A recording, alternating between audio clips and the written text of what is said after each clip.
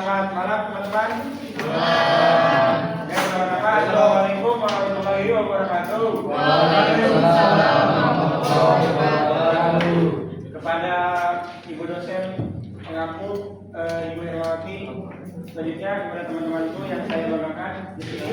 Pada malam hari ini kami berkesempatan untuk menyampaikan PowerPoint kami yang berjudul desain aplikasi Google Skill, yang mana ini adalah tugas akhir proyek dari mata kuliah Sistem Informasi Manajemen. Oke, langsung saja tanpa lama-lama. Di sini ada anggota kelompok. Yang pertama ada saya sendiri, selanjutnya ada Saya Lalu Pati. Dan saya Alvin. Saya Reni Tamika. Saya Ibnu Musaki.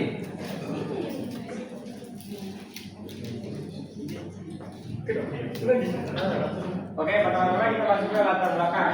Latar belakangnya yaitu banyak orang yang ingin mempelajari keterampilan baru, namun sering terkendala karena tidak memiliki partner atau teman belajar. Yang kedua yaitu perkembangan teknologi digital yang mendukung digitalisasi. Jadi latar belakang dibuatnya aplikasi ini adalah karena banyak orang yang pengen belajar skill baru, tapi dia nggak punya buat belajar nih.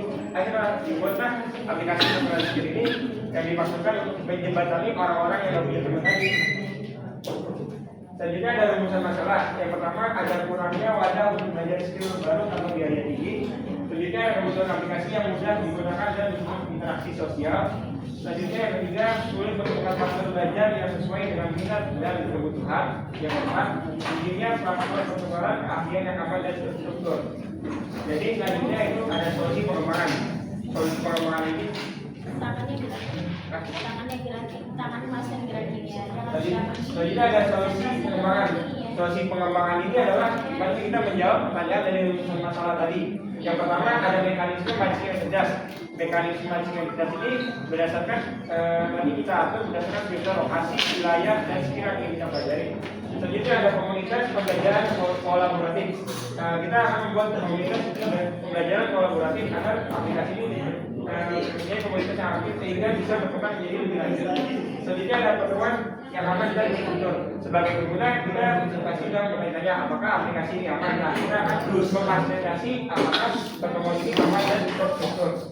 Selanjutnya ada manajemen keterampilan dinamis. Nah, manajemen keterampilan dinamis ini ada bagian profil. Apakah kita sudah menyelesaikan rangkaian skill yang sudah kita pelajari? Nah, dia akan tampil pada bagian profil. Oke, lanjut. Ya. Di sini ada manfaat program. Yang pertama, meningkatkan akses pembelajaran keterampilan secara fleksibel dan efisien tanpa biaya tinggi. Yang kedua ada memperkaya pengalaman pengguna UX melalui interface intuitif yang mempermudah proses pertukaran skill. Untuk yang ketiga, mendorong transformasi digital sektor pendidikan non formal, terutama pembelajaran mandiri berbasis komunitas.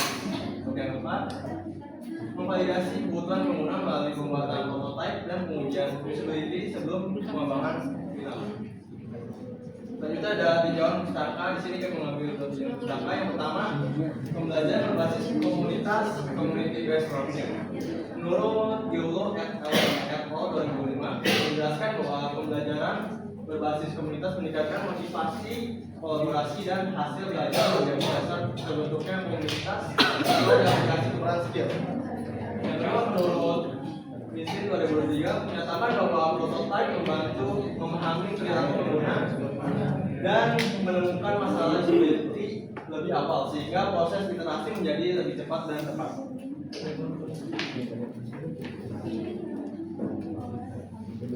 Oke, lanjut masuk ke analisa kebutuhan pengguna. Jadi pengguna itu membutuhkan proses yang sederhana dan intuitif untuk menemukan partner belajar yang sesuai keamanan dan kenyamanan dalam interaksi rekomendasi yang personal dan relevan notifikasi yang tepat dan tidak mengganggu.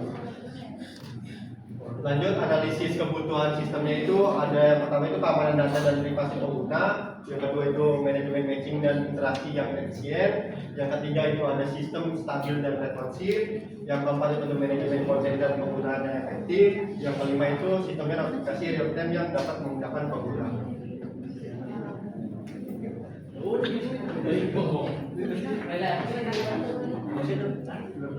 Langsung aja dulu. Yo, sekarang lanjut kita ke prototipe buat lihat desain aplikasi yang kita rancang. Kita lihat dulu tampilannya.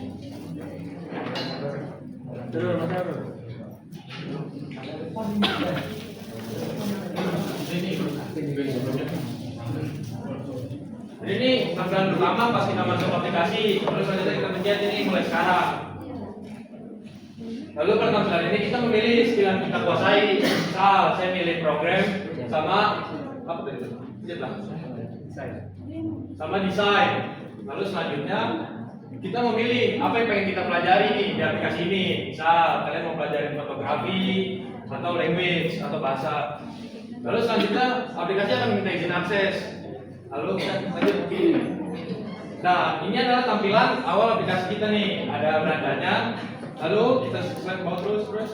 Ini adalah orang-orang yang memakai aplikasi kita juga nih. Jadi kita bisa tukeran skill sama orang-orang di sini. Ini bro, ya, nah, ini orang-orang nih. Kita mau cari orang nih. Kita mau tukeran nih skill. Kita bisa apa? Misalnya orang ini kita mau belajar apa? Nah, ini kita nyari di sini nih. Misalnya kita nyari waduh nih cewek, cakep mungkin cocok nih mana nih? Nah, kita pilih ini nih. Kita lihat skillnya nih. Kita skill progres ini kira-kira cocok kayak kalau tukeran sama kita gitu. Misalnya kita skillnya cocok, kita langsung ini aja, kita langsung match.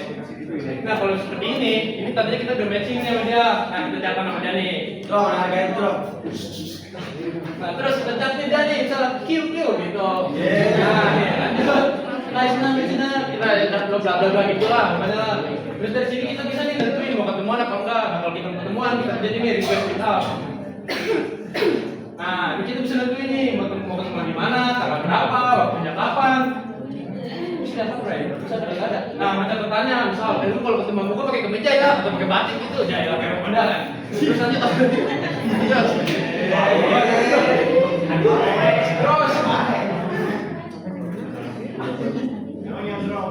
Boy, masih ada dia. Lalu selanjutnya kita punya fitur premium. Ini ada fungsinya nih, ada di ini apa bacanya?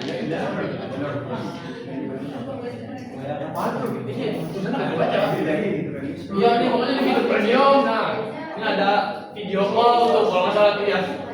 Terus lihat siapa yang suka sama kita. Ada ini mana kosong. Terus, lalu ini tampilan profil kita nih kayak ini. Kita bisa misalnya gue nih bisa program, nah di sini ada nih cerita programming, bisa desain, tuh. Terus saya mau belajar fotografi, saya mau belajar language, nah kita tinggal cari skill yang sesuai apa yang mau kita pelajari. Lalu ini adalah riwayat. Nih, riwayat match, misalnya kita sama Sarah Johnson, kita habis match sama Sarah Johnson, terus kita ketemuannya, ada ketemuannya, terus ada ini poin, ada aku baca beneran bohong. Terus lanjut terus.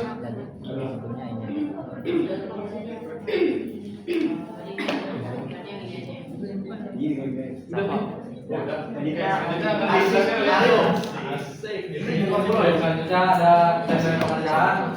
Benar pekerjaan di minggu ketiga kita mengerjakan mulai dari ide, gagasan, dan membuat proposal dari bab 1 dari sampai bab 3. Dan minggu kelima itu membuat desain prototipe dan seterusnya. Dan terakhir presentasi. Kemudian dan evaluasi hasil pengujian awal prototipe menunjukkan bahwa sistem web sangat mudah digunakan dan pemilihan bagi pengguna mobile. Dan alur onboarding sederhana mempermudah proses penentuan skill. Dan fitur keamanan seperti verifikasi dan rating dianggap sangat penting untuk meningkatkan rasa percaya. Dan kesimpulan terakhir, berdasarkan hasil analisis, perancangan dan evaluasi prototipe aplikasi Branchil dapat disimpulkan bahwa aplikasi Branchil dirancang untuk memfasilitasi pertukaran keahlian antar pengguna dengan cara mudah, aman, dan interaktif. Desain antarmuka yang dikembangkan telah memenuhi prinsip kemudahan pengguna dan pengamanan pengguna yang baik. Sistem poin dan fitur komunitas menjadi daya tarik utama dan membangun interaksi sosial semangat belajar kolaboratif. Dan prototipe ini dapat digunakan sebagai dasar untuk mengembangkan aplikasi versi final menggunakan teknologi mobile yang lebih komprehensif. Oke, sekian, terima kasih. Ada yang ingin bertanya? Siap itu. Mulai dari kelompok satu dulu ya. Adakah kelompok satu yang ingin bertanya? Nah, kamu kelompok berapa? Oh, Lima, lima. aku lima. Dewi ya kelompok satu Dewi. Bisa, diberi waktu 2 ya, Bapak 2 menit ya bertanya. 2 ya? Satu. Ya udah nih kelompok dua. Kelompok 2. Ini nyelang, nyelang. Ayo, siapa ini kelompok 2? Dari Dilan, dong. Dilan. Maju gak sih? Maju. Pakai mic.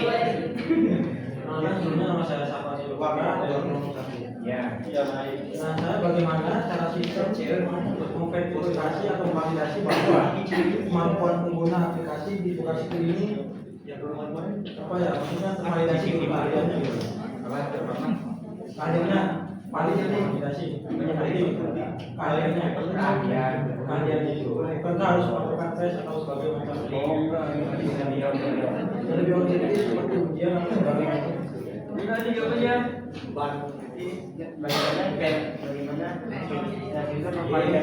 Validasi keahlian dalam aplikasi ukuran segmentan untuk Saya sama.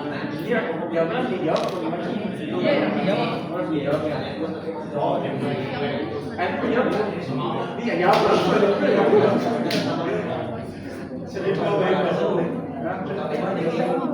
Oke.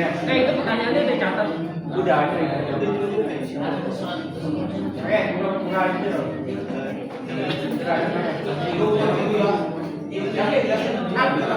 Dia udah mulai lagi. Kabarnya sama ya.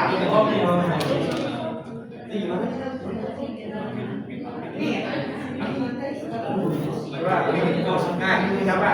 Berarti kita validasi ya, bisa. Nah, kita guys. Ya guys, kita. Ya, guys. Ya. Di aplikasi ini kan kita nggak berbayar ya Pak, nggak kayak premium yang mentornya benar-benar terpercaya, mentornya benar-benar aktual, ada sertifikatnya ada kan ya. Kan ini cuma kayak misalnya sama punya skill desain, sama bisa desain kan, tapi sama nggak punya validasi sertifikat desain nggak bisa nggak? Misalnya gitu sama. Misalnya nih, terus selalu punya programming nih, tapi selalu pengen desain, misalnya berbalik selalu kan kita sama-sama nggak punya validasi, tapi kita punya skill kan. Nah, maka dari itu makanya memberitahu bahwa kita punya skill ini.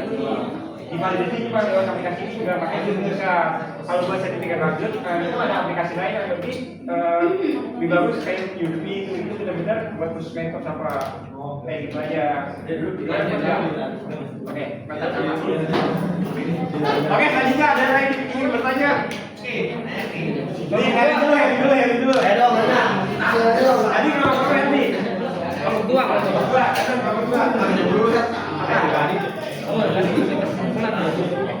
Kesimpulan.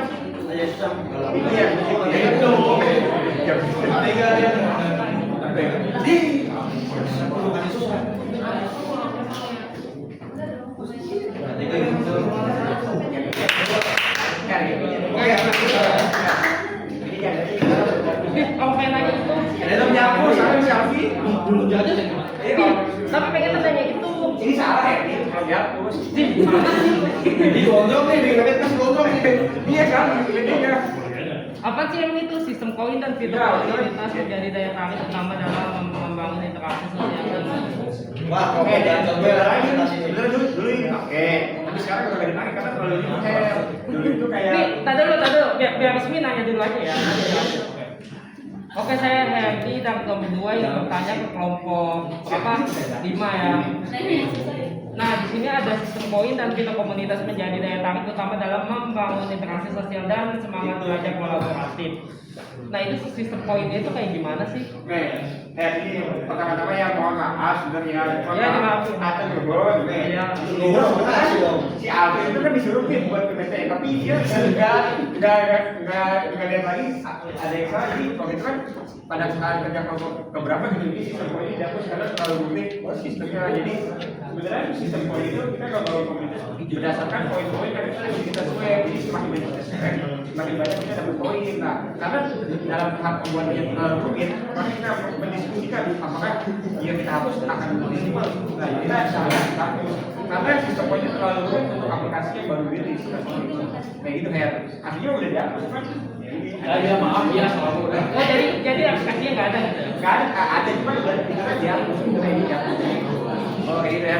Terima kasih ya. Udah sekali. Oke, selanjutnya ada Kak. Kelompok yang bertanya Kak Ipan.